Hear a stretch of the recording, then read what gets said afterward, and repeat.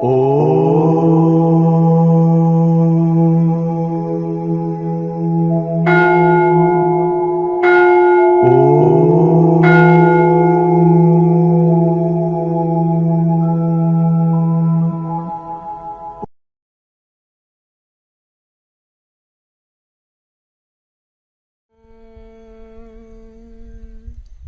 స్వరూపులారా, క్రియాయోగంలో ఎన్నో ప్రశ్నలకు జవాబులు చెప్పుకుంటున్నాము. అయ్యా శ్రీరామ్ గారు. స్వామిజీ నమస్కారం. స్వామిజీ నమస్కారం అండి. స్వామిజీ, సాధకులను ఎందుకు ఇతరులకు దీక్ష ఇవ్వరాదంటారు? అంటే ఇప్పుడు సగం తెలిసిన వాళ్ళు చెప్తే ఎట్లుంటుందండి, ఇప్పుడు మొత్తము ఒక టీచర్ ట్యూషన్ చెప్తే ఎట్లుంటుంది, అలాగే సగం తెలిసిన వాళ్ళు ట్యూషన్ చెప్తే ఉల్టా చెప్పారనుకోండి, అతనికి ఇంకొకటి ఇతను కరెక్ట్ వే పోకుండా ఇంకొకరిని చెడగొట్టిన వాళ్ళు అవుతారు. ఇంకో నలుగురిని చెడగొట్టిన తాజెడిన కోతి వనమెల్ల చెడిచాను అన్నట్టుగా. ఎట్లంటే ఒక నలుగురు గుడ్డి వాళ్ళు జంతు ప్రదర్శనశాలకు వెళ్ళారు. అందులో చూశారు, ఏనుగును చూశారు, ఇక్కడ వచ్చి చెట్టు కింద యుద్ధం చేస్తున్నారంట. నేను చూసిందే రైట్, నేను రుచింది రాసి. ఒక ఋషి వచ్చేసాడు, ఏం నాయన గుడ్డి వాళ్ళు అందరూ ఐకమత్యంగా ఉండగా ఎందుకు కొట్లాడుతున్నారంటే, అవునండి ఏంది అంటే ఏనుగు అని అదే కాలుని చూసిన వాడేమో స్తంభం అంటున్నాడంట, స్తంభం లాకుంటుందంట. పొట్టం చూసిన వాడు కుండ లాకుంటుంది, అదే మన తొండం చూసిన వాడు గొడుగు లాకుంటుంది అన్నాడంట ఏనుగు. చెవును చూసిన వాడు చేట లాకుంటుంది, తోకం చూసిన వాడు చీపురు లాకుంటుంది అన్నాడంట. నాయన ఇవన్నీ కలిస్తేనే ఏనుగు, మీరు ఒక్కొక్క భాగమే చూసి ఎందుకు కాట్లాడుకుంటారు, గుడ్డి వాళ్ళు ఐకమత్యంగా ఉండండి అని చెప్పిపోయిండట. అట్లా నేను చూసిందే రైట్, నేను చదివిందే కరెక్ట్, నేను ఇదే అనేది ఉంటుంది. స్వయం అనుభవం పొందిన వాళ్ళకు డౌట్ క్లియర్ అయితే కనుక సర్వం తెలిసిన తర్వాతనే బోధించాలి, అప్పటి వరకు సైలెంట్ ఉండాలంటారు. వివేకానంద స్వామి ఎంతో బ్రహ్మ సమాజంలో ఎన్నో ఉపన్యాసాలు ఇచ్చి రామకృష్ణ పరమహంస దానికి వచ్చి దాసోహం అని సైలెంట్గా ఉన్నాడు కొన్ని సంవత్సరాల వరకు. ఎందుకు వివేకానంద స్వామి మహాపరమ ఉపన్యాసాలు చెప్తాడు, మహామేధావి, సైలెంట్గా ఉంటున్నాడు అంటే నాయన ఇక్కడ అనుభవం ఉంటుంది కాబట్టి అతను సైలెంట్ ఉంటున్నాడు అని అన్నాడు. అటు అనుభవం అతను పొందలేదు కనుక తెలుసుకున్నాడు, సత్యం తెలుసుకున్నాడు అని అన్నారంట. అట్లా అందుకనే ఆ విధంగా అప్పుడు తర్వాత ఒకప్పుడు నోరు విప్పాలి, ఒకప్పుడు మూసుకొని ఉండడం మంచిది. అందుకనే ఎక్కువ వినాలి, తక్కువ మాట్లాడాలి గురువుల చింతన. అందుకనే ఆ విధంగా మనము స్వయం అనుభవం పొందిన దాకా కూడా మనం నోరు విప్పకపోవడమే మంచిది. అందుకనే కొంతకాలము స్వయం అనుభవం పొందిన దాకా తీవ్రమైన నిష్ట చేసినప్పుడు ఇంకా ఇది ఉంటుంది. బాగా ఎక్కువ అప్పుడే మనము బోధనలో పడిపోయిన వాటికి దేహాభిమానము, నేను గురువుననే అభిమానం వస్తుంది. కొత్త వాళ్ళకి తొందరగా వస్తుంది, ఆత్మజ్ఞానులకు రాదు.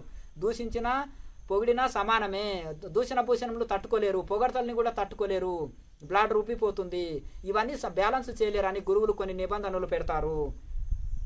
స్వామిజీ, సాధన చేసి ఇతరులకు చెప్పవచ్చునా? సాధన చేసినప్పటికీ కూడా దాన్ని సాధన పూర్తి చేయాలి. పూర్తి చేస్తే వాళ్ళని తృప్తికరంగా బోధించగలుగుతారు, వాళ్ళకి సాటిస్ఫాక్షన్గా బోధించగలుగుతారు. ఇంకా మన టైం వేస్ట్ కూడా కాదు. సాధన కాలంలో మనకున్నది సమయం తక్కువ. ఆ సాధన కాలంలో ఇంకా బోధనలో పడిపోతే అది ఒక యోగ విఘ్నమే, అది ఒక సాధన విఘ్నమే. ఇంకా అలాగే బోధనలో పడిపోయినప్పుడు మన సాధన ఆగిపోతుంటుంది, అసలుది పోతుంది. అట్లాగే అతను ఇంకా ముందుకెళ్తేనేగా ఇతరులకు ఇంకా ఎక్కువ చేయగలుగుతాడు. ఇతని సాధనకు ఆగిపోతుంది కనుక కొంతకాలము తీవ్ర నిష్ట చేసి తీవ్రంగా సాధన చేసి సాధన పూర్తి చేసిన తర్వాత బోధిస్తే ఎక్కువ మందికి బోధిస్తాడు, ఎక్కువ మందిలో చైతన్యం తీసుకురాగలుగుతాడు. అతని సమయం వృధా కాదు. స్వామిజీ, గురుదేవుల మా సొంత అంగా భావించవచ్చునా? తప్పకుండా. ఇప్పుడు ఎందుకంటే ఇప్పుడు మన తండ్రిని మనం సొంతం అనుకోవచ్చునా? మన గురువుని మనం సొంతం అనుకోవాలి. మన పరంపరగా మనం ఉండాలి. ఆ గురువు చెప్పిన సాధన చేస్తున్నప్పుడు ఆ పరంపరలో మీరు వస్తారు, ఆ ఋషి పరంపరలో మీరు వచ్చిన వాళ్ళు అవుతారు. నిశ్చింతగా ఇప్పుడు తండ్రి యొక్క ఆస్తి పుత్రుడు కొడుకుది, అలాగే గురువు యొక్క జ్ఞానధనము శిష్యులది. అందుకనే గురువుని తన సొంతంగా భావించినప్పుడే గురువు పైన వాత్సల్యము, ప్రేమ కలుగుతుంటుంది. అప్పుడు గురువు వాక్యాన్ని శిరసార వహించి గురువు చెప్పిన సాధనలు చక్కగా చేయగలుగుతాము. ఆ పరంపరలో నేను ఋషి పరంపరలో ఉన్నాను, ఫలాని గురువు పరంపరలో ఉన్నాను, మా గురు పరంపరగా ఈ విధంగా వచ్చింది, వంశవృక్షం ఇలా ఉంటుంది, మా వంశం ఇది అని గొప్పగా చెప్పుకున్నట్టుగా మా ఋషి పరంపర ఇది అని అంటారు. గురువు అంత వాణ్యమైన దాకా గురువు పేరు చెప్పకని గొప్ప వాళ్ళు పెద్దలు చెప్తారు. ఎందుకంటే నీ ఆచరణలో ఎప్పుడైనా కానీ గురువుకు ఏదన్నా మచ్చ రావచ్చు. ఎందుకంటే ఒక్కోసారి ఎలా ఉంటుంది శిష్యుని ప్రవర్తనలో ఇంకా పరిపక్వత ఉండదు కనుక. ఎందుకంటే మళ్ళీ ఇంకా నేను ఎక్కువ క్రియాయోగినను, ఇంకా ఏదో ఇంకా గొప్ప పరంపరను అని గొప్పలు చెప్పుకున్నప్పుడు కొంచెం ఏదన్నా నీ దినచర్యలో కొంచెం మళ్ళీ గురువులకు మచ్చ వస్తుంది కనుక అప్పటి వరకు కూడా నువ్వు రహస్యంగా సాధన చేస్తుండు అని అంటారు. స్వామిజీ, ఎందరో గురువులతో ఉపదేశం పొందినా పూర్ణ శాంతి కలగలేదు, క్రియాదీక్ష తీసుకోవచ్చునా? తప్పకుండా తీసుకొనవచ్చును. కానీ పూటకో సాధన, పూటకో గురువును మారుస్తుంటే లాభం లేదు. కాకపోతే అందులో శాస్త్రీయత లేదు, ఇంకా శాస్త్రీయమైన పద్ధతి కోసం వెళ్ళొచ్చు, తప్పు లేదు. ఎందుకంటే ఇప్పుడు నడుచుకుంటూ పోతే లేట్ అవుతుంది, ఫ్లైట్లో కూర్చున్నానండి టికెట్ తీసుకొని అంటే తప్పు లేదు. కానీ ఇంకా పూటకో సాధన మాత్రం ఇది కూడా మళ్ళీ మార్చి ఇంకో దానికి వెళ్తా అంటే లాభం లేదు. ఎందుకంటే అన్ని తిరిగి వచ్చినావు, సూటి మార్గంలోకి వచ్చినావు. సూటి మార్గంలోకి వచ్చినాక కూడా నిలవాలన్నమాట, నిలిచి ఇంకా ముందుకు వెళ్ళాలన్నమాట. అన్నీ చాలా ఇది షార్ట్ కట్ మార్గము, ఫ్లైట్ మార్గం దొరికిన తర్వాత దీన్ని మార్చొద్దు, ఇంకా నిరంతరం సాధన చేసుకొని తరించవలెను. స్వామిజీ, హంసజపం సహజంగా జరుగుతుంది కదా, మరి సాధన దేనికి? ఎలా అంటే భూమిలో నీళ్లు ఉన్నాయి కదా, మరి అవి ఎందుకు మరి ఇంకా ఇంకా మళ్ళీ అని అన్నట్టుగానే ఉంటుంది. ఎందుకంటే బోరో బావో తోమితి బయటికి తెచ్చుకున్నప్పుడే స్నానానికి కానీ వ్యవసాయానికి కానీ మనం వాడుకోనికి కానీ ఉపయోగపడతాయి కదా. అది శ్వాస జరుగుతుంది కదా అంటే అది అనుభవంలోకి రావాలి కదా, అది అనుభవంలోకి రావాలి కదా. ఆత్మ లోపల ఉంది కదా, దేహంలో అంటే కుదరదు కదా, ఆత్మని అనుభవంలోకి తెచ్చుకోవాలి కదా. అన్నం ఉంది కదా కుండలో అంటే అది అన్నం తిని ఆకలి పోగొట్టుకోవాలి కదా. వెన్నలో మజ్జిగ అదే పెరుగులో వెన్న ఉంది కదా అని వదిలేస్తే ఎట్లా? అది వెన్న తినాలంటే వెన్నని బయటికి తెచ్చుకోవాలి. ఆత్మని అనుభూతి తెచ్చుకోవాలంటే సాధన ద్వారా అజపం గాయత్రిని సోహంని అనుభవంలోకి తెచ్చుకోవాలి, ఆత్మానుభూతి పొందాలి. అందుకే మనము సాధన చేయాలి. ఈ సాధనలో మార్చే వాళ్ళు కూడా ఏంటిదంటే కోతులు టెంకలు తీసుకొని వచ్చేసి అక్కడక్కడ పెట్టుకున్నాయంట. పూటకో స్థలాన్ని మారిస్తే ఎక్కడ ఆ చెట్లు కాలేదంట. అట్లా ఒకే దగ్గర ఆ మామిడి టెంక పెడితే చెట్టు అవుతుండే కదా. అట్లా సాధన మార్చే వాళ్ళు కూడా పూట కొట్టి మార్చకుండా ఏదో ఒక సాధన ఎంచుకోవాలి. క్రియాయోగంలోకి వచ్చినట్టు ఇంకా మారొద్దు, ఇది సూటి మార్గము. 4 వైపుల కంపౌండ్ కట్టుకున్నట్టు జపము ధ్యానము యోగము కలిపి ఉంటుంది కనుక ఒక్కొక్క గురువు ఒక్కొక్కటే చెప్తారు. ఒకరు జపము, ఒకరు ధ్యానము, ఒకరు యోగా, ఒకరు ధ్యానము ఇట్లా చెప్తుంటారు కనుక ఇంట్లో అన్ని కలుస్తాయి కనుక సూటి మార్గంలో వచ్చినాక మారొద్దు. అలాగే ఊరికే సోహం సోహం అహం బ్రహ్మస్మి అంటే కుదరదు. సాధన చేస్తేనే ముక్తాత్మలమవుతాము. అలాగే అన్నిట్లో ఆత్మ ఉంది అనంటే కుదరదు. ఆత్మ సాధన చేస్తేనే ఆత్మను అనుభూతి పొందగలుగుతాము. శరీరంలో ఆత్మ ఉందంటే కుదరదు. ఆత్మని అనుభూతి పొందాలంటే సాధన చేయాలి. సాధన చేసినప్పుడే అన్నం తిన్నప్పుడే ఆకలి పోతుంది, సాధన చేసినప్పుడే ఆత్మానుభూతి పొందుతాము. స్వామిజీ, ఏదో ఒక రోజు అంతా లయం అవుతుంది కదా, మరి సాధన దేనికి? అలాగే ఇప్పుడు ఒకటి ఎట్లుంటుందంటే మనము ఎప్పుడో ఒకసారి నేను ఉద్యోగం వస్తుంది కదా అని చదివే బంద్ చేస్తే ఉద్యోగం ఏడొస్తుంది? రోజు చదువుతుంటేనే కదా ఎప్పుడో ఒకసారి నీకు ఉద్యోగం వస్తుంది. రోజు సాధన చేస్తేనే కదా ఒక్కొక్క రోజు నువ్వు ముందుకెళ్తావు. తిరుపతి ఎట్లా వస్తుంది కదా, నువ్వు ఆనే కూర్చుంటే రోజు నడుస్తుంటే తిరుపతి దర్శనం చేసుకుంటావు వెంకటేశ్వర స్వామిని. అలాగే రోజు సాధన చేస్తుంటే దైవానికి దగ్గర అవుతుంటావు, ప్రపంచానికి దూరం అవుతావు. అంటే మానసికంగా ఈ ప్రపంచ వాసనలు, విషయ వాసనలు దూరం అవుతాయి, అరిషడ్ వర్గాలు దూరం అవుతాయి, పరమాత్మకు దగ్గర అవుతావు. అలాగే ప్రపంచానికి దూరమై పరమాత్మకు దగ్గర అవుతావు మానసికంగా. అట్లా యద్భావం తద్భవతి. కనుక సాధన చేస్తేనే ముక్తాత్మలం అవుతాము. ఎప్పుడో ఒకసారి మోక్షం వస్తుంది కాదంటే కోటి జన్మలకు కూడా రాదు. ఈ జన్మలో ఇప్పుడు ఇక్కడే పొందాలని తీవ్రమైన నిష్ట చేసే వాళ్ళే కడతీరుతారు. గురుగారు, సాధన కోసం ఉద్యోగం విడవాలా, ఫ్యామిలీని విడవాలా? దేన్ని విడవనక్కర్లేదు. భార్య పిల్లల్ని వదిలి హిమాలయాలు వెళ్ళినా అక్కడ ఇంకో ఫ్యామిలీ మెయింటైన్ చేయొచ్చు. అదేంటి వైరాగ్యం తక్కువ ఉంటే. అందుకని అర్జునుడికి పర్మిషన్ ఇవ్వలే కృష్ణుడు. నీకు వచ్చింది దృఢ వైరాగ్యం కాదు, శ్మశాన వైరాగ్యం, క్షణిక వైరాగ్యం. బంధువులను చూసి మోహం కలిగి నా బంధువులతోటి యుద్ధం చేస్తున్నా అని నీకు కలిగిందే మోహం, కానీ నీకు దృఢ వైరాగ్యం కాదు అంటారు. అట్లా క్షణిక వైరాగ్యంతో ఇంట్లో భార్య భర్తలు కీచులాడినప్పుడు ఒక ఆశ్రమంలో జైన్ అవుతుంటారంట. పెద్ద ఆశ్రమాల్లో చెప్తుండేవారు, మలయాళ స్వామి చెప్తుండేవారు, స్వామి నా జన్మలో నాకు నేను ఇంకా పోనండి, ఇక్కడే సన్యాసమే తీసుకుంటానన్నట. అట్లే నా నాయన అని అంటారంట. వారం అయినాక వచ్చి భార్య కాలు పట్టుకున్నాక, స్వామి మీరే చెప్పండి మా వారు ఇట్లా చేసినట్టే, ఆయన ఏదో పొరకతోటో ఏదో కొట్టిండ్రంట, అవమానపడ్డాడు, పెద్ద ఆఫీసర్ కదా, వచ్చి పడ్డాడు, నా జన్మలో నాకు ఇంకా ఈ సంసారం రోత పుట్టింది, సన్యాసం తీసుకుంటానంట.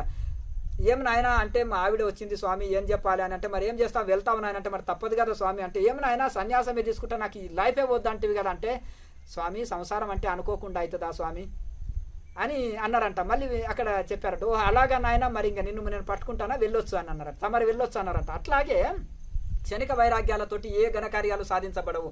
కనుక ఈ విధంగా మనము ఈ యొక్క ఏదో అప్పుల బాధకో, లేకపోతే ఆఫీసుల్లో ఒత్తిడో, లేకపోతే భార్య భర్తల మధ్యలో కీచులాటనో దీంతో వైరా కాకుండా మనం విచారణ చేసి అక్కడ వెళ్ళిన మిడిమిడి వైరాగ్యంతో అక్కడ ఇంకో ఫ్యామిలీ పెట్టేసి చెడిపోతారు. కనుక ఈ సంసారంలోనే ఉండి ఇక్కడేనే ఉద్యోగము, వ్యవసాయం, వ్యాపారం చేసుకుంటూనే మీ ప్రారంధానికి సంసారం వచ్చింది, అది మధ్యలో వదిలిపెడితే దోషము.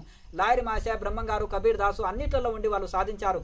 వైరాగ్యంలో ఉండి మనసును వశంలో చేసుకొని అన్ని కర్మాలు చేస్తూ నేనేం చేస్తలేను, ఇది భగవంతుడు నాకు ఇచ్చిన ఒక అవకాశము, ఇదంతా భగవంతుడిదే అని చెయ్యి, నాది ఏది లేదని చేసుకో, ఎవరేమన్నా స్విచ్ ఆఫ్ చేసుకో చెవులని, నాది ఏమి లేదు అని అనుకుంటే, నాది నేను అనుకుంటేనే అహంకారము వస్తుంది, నాది ఏది లేదు భగవంతుంది అనుకుంటే దాసభావన కలుగుతుంది. కనుక ఇక నీకు ఏ కర్మలు అంటావు, అన్నిట్ల మనసును వశంలో పెట్టుకొని అన్ని కర్మలు చేస్తూ మోక్షం కోసము మానవ జన్మ వచ్చింది, సాధన చేసుకొని తరించాలనేది మరవరాదు.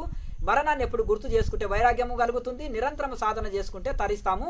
కనుక మిడిమిడి వైరాగ్యంతో ఏ ఘనకార్యాలు సాధించబడవు. సంసారం అడ్డు కాదు, ఉద్యోగం అడ్డు కాదు, ఏది అడ్డు కాదు. 3 గుణాలే అడ్డు, అవి తొలగించుకోండి. తమోగుణం, రజోగుణం, అరిషడ్ వర్గాల అడ్డు, అది తొలగించుకోండి.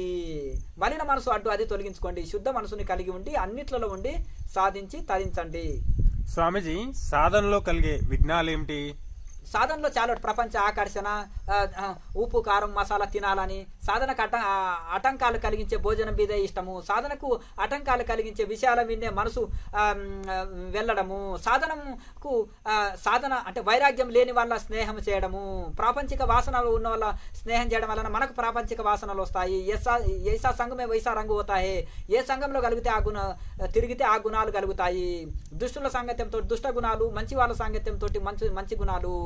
అజామినుడు అంటే దుష్టుల సాంగత్యంతో, అంటే ఇప్పుడు రత్నాకరుడు సజ్జన సాంగత్యంతో, నారదుని సాంగత్యంతో ఋషి అయ్యాడు. అజామినుడు దుష్టుల సాంగత్యంతో దుష్టుడిగా మారిపోయాడు, వేద పండితుడై కూడా. అట్లా ఈ విధంగా మంచి వాళ్ళ సాంగత్యంతో మంచి దోషాలు, మంచి గుణాలు, చెడ్డ వాళ్ళ సాంగత్యంతో చెడు గుణాలు వస్తాయి. కనుక మంచి సాంగత్యం చేయాలి, మంచి ఇది కలిగి ఉండాలి, మంచి వైరాగ్యం కలిగి ఉండాలి. కలిగి ఉన్నప్పుడు మనకు అన్ని ఆధీనంలోకి వచ్చేస్తాయి. కనుక మనము ఎందుకంటే ఈ యోగ విఘ్నాలు ఏంటిదంటే మనకు ఆ సాధనకు ఆటంకం కలిగించేటివి, సాధనకు విఘ్నాలు కలిగించే ఎటువంటి భోజనమైనా చేరాదు, ఎటువంటి వ్యక్తులనైనా విడవాలి సాధనకు అడ్డు కలిగించే వాళ్ళని, ఎటువంటి ప్రదేశాలైనా విడవాలి సాధనకు అడ్డు కలిగించేటివి, ఎటువంటి ప్రదేశాలైనా సరే సాధనకు అనుకూలమైనవి మనం చేరాలి. అందుకనే ఆ విధంగా నీ హిమాలయాల్లో ఉన్నా సరే నీ సాధనకు అడ్డు అయితే అది విడవాలి, నిశ్చింతగా విడవలసిందే. అట్లాగే నీకు ఎంత ఇష్టమైన భోజనమైనా సరే నీ సాధనకు అడ్డు కలిగిస్తే ఆ భోజనాన్ని విడవలేను. నీకు ఎంత కఠోరంగా ఉన్నా సరే అది నీకు సాధనకు అడ్డు కలిగించేది వదలాలి. నీకు కొంచెం కఠోరంగా ఉన్నా కానీ సాధనకి మేలు చేసేది అవలంబించాలి. ఆహారం కానీ, వ్యవహారం కానీ, దినచర్య కానీ మార్పులు చేసుకోవాలి. కొంచెం కష్టమైన కానీ కొన్ని మార్పులు చేసుకోవాలి. కొన్ని సాధనకు అనుకూలమైనవే మనము అలవాటు చేసుకోవాలి. సాధనకు అనుకూలం లేనివి అన్ని విడవాలి. మంచి వైరాగ్యం కలిగి ఉండాలి, మంచి సాధన ఉండాలి, మంచి హాస్పిటల్లో జాయిన్ అయ్యి మంచి పథ్యము పాటించి మంచి మెడిసిన్ వాడితే నీ రోగం ఎందుకు నయం కాదు. మంచి ఆశ్రమంలో జాయిన్ అయ్యి మంచి గురువు దగ్గర మంచి గురువు చెప్పిన సాధన చేస్తూ గురువు గారు చెప్పిన నియమాలు పాటిస్తే పుట్టడం సావడం అనే రోగం ఎందుకు పోదు. అందుకని చక్కగా డాక్టర్ ఎంత మంచి కఠిన పథ్యం డాక్టర్ పెడితే అంత మంచిది, గురువులు ఎంత మంచి నియమాలు పెడితే అంత తొందరగా తరిస్తాము.